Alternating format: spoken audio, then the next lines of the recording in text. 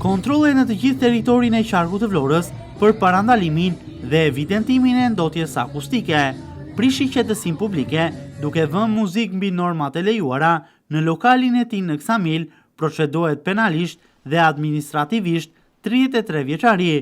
Ai kishte punësuar në subjektin e tij disa punonjës pa i deklaruar në organet përkatëse, si dhe nuk lëshonte faturë tatimore. Në kuadër të masave të shtuara për ruajtjen e qetësisë publike dhe për mbrojtjen nga ndotja akustike në zonat turistike, strukturat e DVP Vlorë kanë intensifikuar në të gjithë qarkun monitorime në subjektet që zhvillojnë veprimtari me muzikë të lartë. Shërbimet e policisë Sarandë, gjatë kontrolleve të ushtruara në një lokal në Ksamil, konstatuan se niveli muzikës i tejkalonte kufit e lejuar me ligj. Ndaj këtij subjekti, me pronar shtetasin AM, u vendos masa administrative bazuar në legjislacionin në fuqi.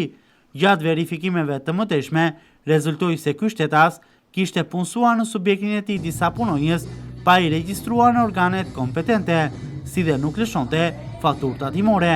Në vijim të veprimeve procedurale, specialistët për hetimin e krimit ekonomik dhe financiar referuan materialet në prokurori, ku nisi procedimi penal për shtetasin AM 33 vjeç, banues në Ksamil.